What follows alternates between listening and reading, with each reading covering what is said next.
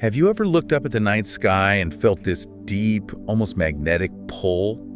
Not just awe, but a sense of belonging, maybe. A feeling that, well, maybe Earth isn't your primary origin point. Yeah, it's a sensation quite a few people describe. They call it cosmic homesickness sometimes. Cosmic homesickness. Right. And it's different from, feeling down or just wanting to escape things. It's often framed as more of a soul-level memory, like a quiet echo from somewhere else. That feeling is actually the perfect way into the source material we're diving into today.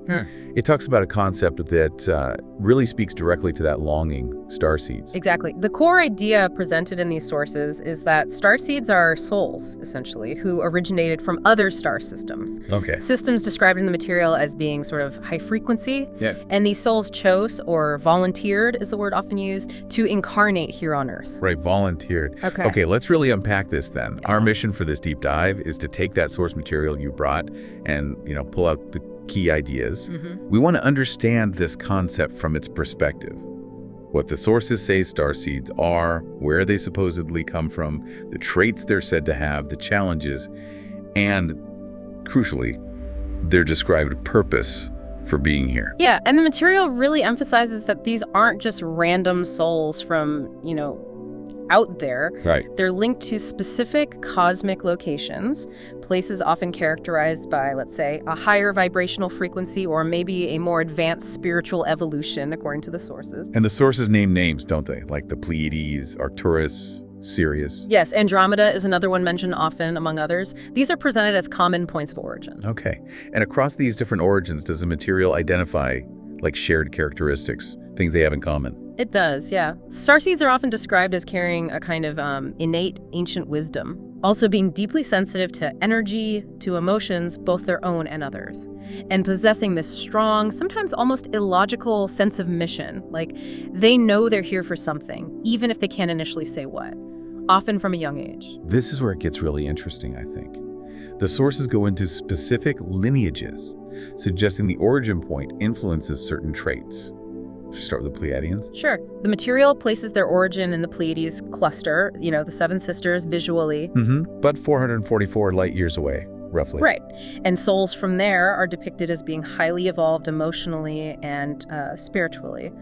Their contribution here on Earth often revolves around bringing qualities like healing, compassion. A nurturing energy. Exactly, nurturing energy, embodying what's often termed the divine feminine principle. They're frequently described as, gentle and intuitive guides. Okay, so that's the Pleiadians.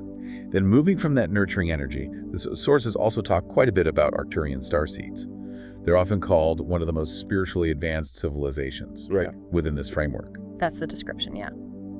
Arcturians are known as master healers, but not just physical healing. It's often about working with energy fields. Energy field. The sources describe them as energy architects, even protectors sometimes. They're frequently linked to understanding things like sacred geometry, working with quantum fields, and having this sort of innate connection to, ancient or even futuristic technologies. But not necessarily physical tech, more energetic or conceptual. Precisely. It's often presented more on the conceptual or energetic level.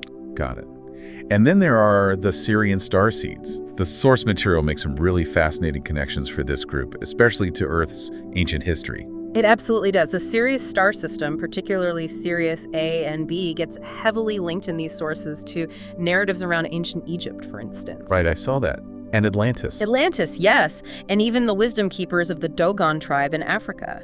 Sirians, according to this material, are often drawn to uncovering ancient knowledge, perhaps working with sound healing, seeking deep spiritual truth. And there's something about a warrior-like energy. Yes, but it's immediately qualified. It's described as a warrior-like energy rooted in peace. So the focus is more on protecting truth and wisdom, not, physical aggression. Interesting distinction. So, okay, we have these different origins, different reported characteristics. Pleiadian, Arcturian, Sirian. But the material seems to stress they all share one big reason for being here, especially now. Yes, the sources are pretty consistent on this point. They suggest these souls chose to incarnate specifically during what's viewed as a really critical time for Earth. A critical shift or transformation in human consciousness. A planetary transformation. And the vibration of the planet itself, yeah.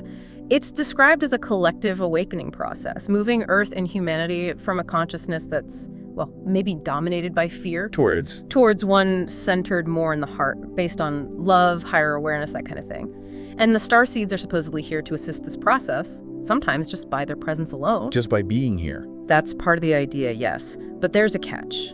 A major hurdle built into this journey, according to the sources. Which is? Upon incarnating into a human body, these souls supposedly pass through what's called the veil of forgetfulness. Ah, the amnesia aspect. They essentially lose the conscious memory of who they really are, where they came from, and why they chose to come in the first place. Exactly. And the material even suggests this isn't an accident, it's part of the design. Part of the design. Why? Perhaps the thinking goes it's necessary for fully experiencing the human condition, for learning the lessons here, and maybe making the eventual remembrance, the awakening, truly impactful. So the journey then becomes one of remembering, waking up from within. That's it. And this usually isn't like flipping a switch. It's described as more of an unfolding process, often triggered by things like strong intuition, maybe meaningful coincidences, synchronicities. Dreams, spiritual experiences. Powerful dreams, yes, or profound spiritual experiences. Things that shake up their ordinary reality and make them question more deeply. And the sources are pretty clear that this awakening journey isn't always easy, is it? It can be quite challenging. Oh, absolutely. Painful, even. Many individuals described as starseeds in these texts recall feeling fundamentally different, like an outcast or maybe even alien from a very young age. That feeling of not fitting in. Right. They often struggle to fit into conventional society, societal norms, and might find themselves questioning everything: established systems, common beliefs, the works. And that discomfort, that's actually the trigger. It's frequently presented that way, yes. That inner friction, that feeling of this isn't quite right or there must be more than this, is often the very catalyst. It pushes them to look for deeper answers, to explore things like energy, metaphysics, the nature of reality, and their own connection to the cosmos. It starts the search. The search for remembering who they are.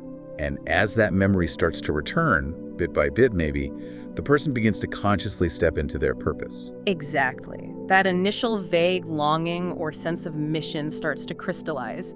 And the sources describe this embodiment taking many different forms. Like what? Well, some might become healers, guides, teachers. Others might be artists, communicators, inventors, creators of new paradigms, in areas like education, holistic medicine, sustainable tech, alternative economics. The list goes on. It's quite broad, but one point the sources make that I found really fascinating is that some starseeds aren't necessarily in these public active roles. That's a key point. Some are described as simply being here to hold frequency. Hold frequency. What does that mean exactly in this context? It means their energetic presence, just by being in their authentic, awakened state, helps to raise the vibration of the spaces they're in, or even contributing to the collective consciousness field. They might not be loud activists. More like quiet revolutionaries. That's exactly the term used in the material sometimes. Quiet revolutionaries. Shifting the energy field simply by embodying their true state, the remembered connection. This whole framework, it really leads to a moment of self-reflection, doesn't it? Which the sources actually encourage you, the listener, to do. They do, yeah. They suggest asking yourself some direct questions. Like, do you feel like you've always been fundamentally different somehow? Do you look at the stars and feel a longing that feels deeper than just curiosity? Or are you highly empathic? Maybe particularly sensitive to the energy in rooms or around certain people? Do you find yourself with this really intense craving for truth, for personal freedom, for a genuine spiritual connection? And maybe most importantly, do you feel an inner calling, even if it's vague, to help, to assist humanity or contribute to the well-being of the Earth in some way? The sources present these as, well, potential resonance points, not like a rigid checklist. Points for reflection. And the material is also quite careful to clarify something important. Identifying with this starseed concept isn't about feeling special or somehow superior to others. That's good to clarify. Yeah, instead is framed more as remembering a responsibility, like the voluntary acceptance of a soul's mission, a task agreed upon before even incarnating here. So the ultimate goal, as emphasized in these sources, isn't about wanting to escape Earth or go home necessarily. No, it's almost the opposite. It's about helping to transform Earth, assisting in humanity's evolution by embodying qualities like love, sharing wisdom, expanding awareness, all from within the human experience. Okay, so just to recap where we've been in this deep dive, we've explored the ideas presented in the source material. this concept of souls originating from these described high-frequency star systems. Right, souls who chose to incarnate on Earth during what's seen as a pivotal time of transformation. We talked about the journey through the veil of forgetfulness, that amnesia. And the often challenging path of awakening, of remembering. And then the varied ways that purpose gets embodied, healers, teachers, frequency holders, all aimed at assisting this collective shift towards heart-centered consciousness. That sums it up pretty well. And the sources leave us, and you, the listener, with one final, quite intriguing thought to maybe carry with you after this discussion. They do. They basically invite you to consider, which star system, if any, do you feel particularly drawn to when you read or hear about them? Is it that nurturing light associated with the Pleiades? Or maybe the high-frequency wisdom linked to Arcturus? Or perhaps that deep, ancient mystery connected to Sirius? The sources suggest maybe just closing your eyes for a moment, taking a breath, and listening deeply within. Yeah. The framework implies your soul might already hold a resonance, like a faint whisper of the answer. It's just a question to let linger, really, see what arises for you.